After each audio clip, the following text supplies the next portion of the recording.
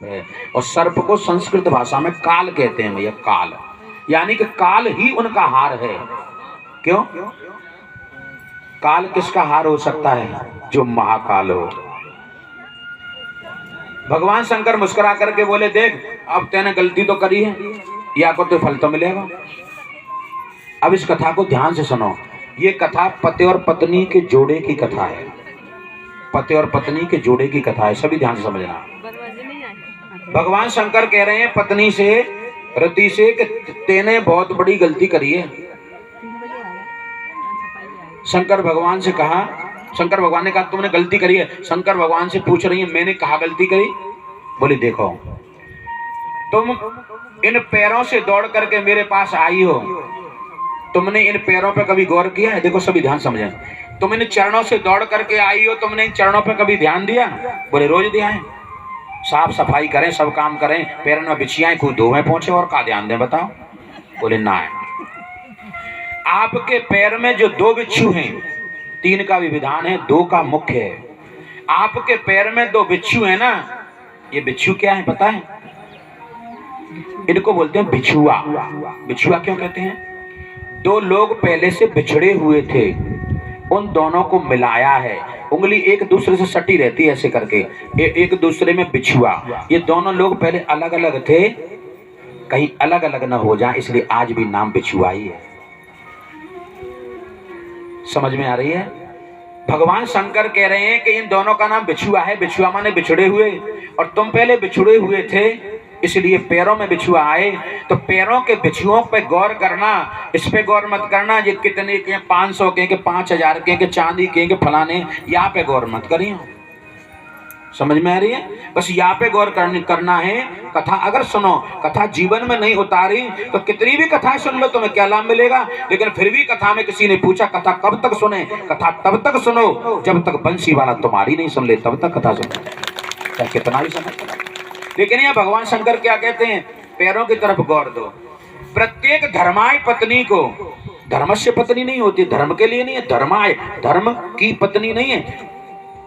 धर्मस्य पत्नी का अर्थ होता है धर्म की पत्नी, लेकिन धर्माय पत्नी का अर्थ होता है धर्म के लिए पत्नी, धर्म के लिए होती है। तो वो कह रहे हैं पैरों की तरफ तुम गौर करो।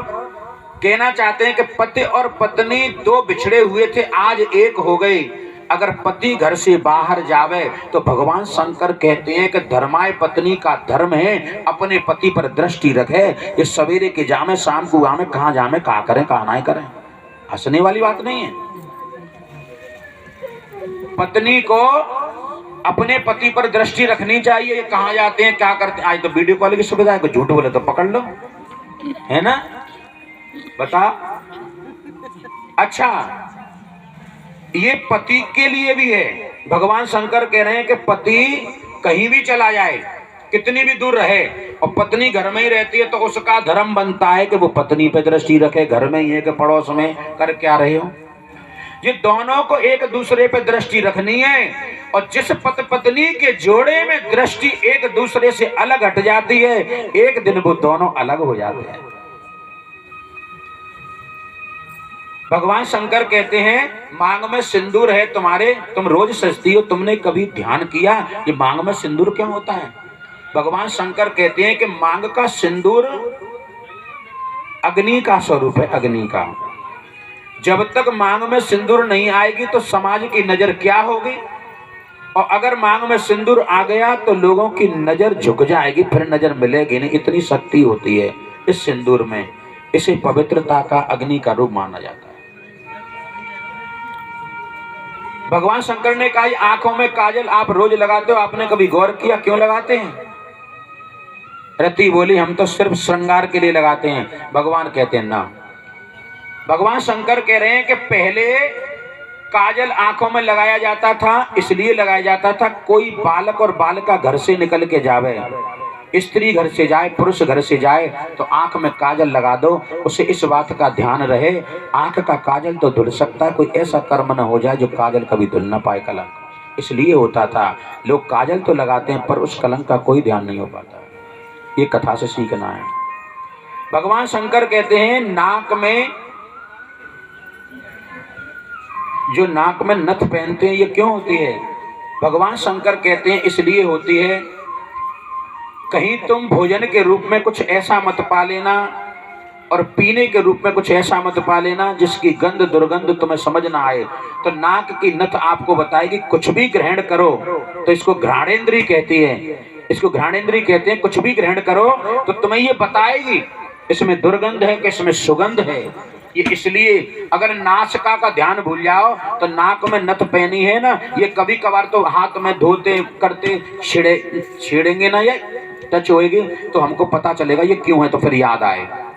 भगवान शंकर कहते हैं गले में हार क्यों होता है? पहले पुरुष भी पहनते थे और स्त्रियां भी पहनती थी, समझ में आ रहा है हार को।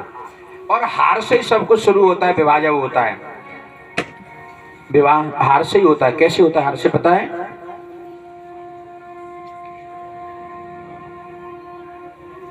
हार से ऐसे होता है कि सबसे पहले जब शादी होती है ना, शादी विवाह होती है, कल हुआ था विवाह यहाँ, तो काय से विवाह शुरू हुआ था? हार से, फूलों का हार दिया था। और फूलों का हार क्यों दिया था?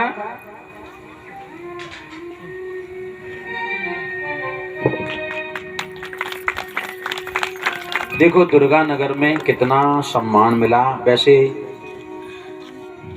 यूं कहते हैं भाग्य की और उसकी बात होती है समय की।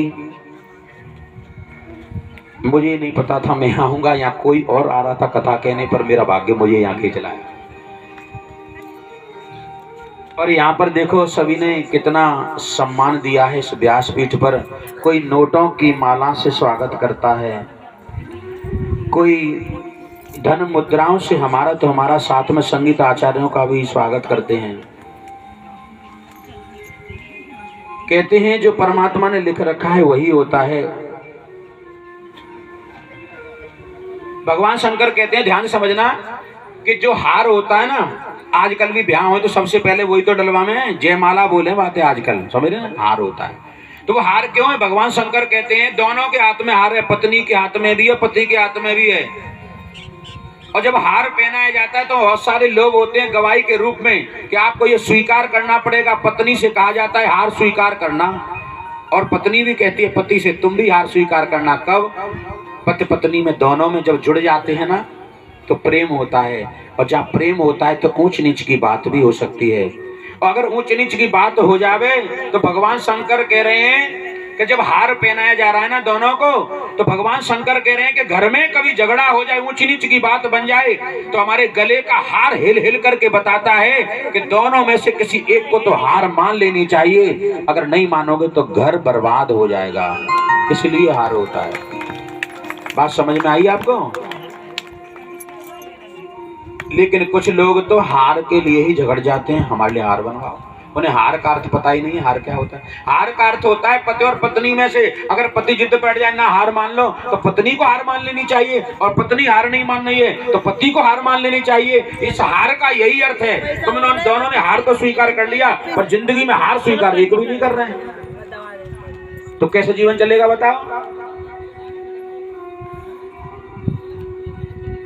भगवान शंकर कहते हैं हमारे हाथ में जो कड़े क्यों होते हैं, चूड़ियां कड़े बोला जाता है, ये क्यों होते हैं? बोले ये पुरुष भी पहनते थे पहले कड़े और स्त्रियां भी पहनती थी।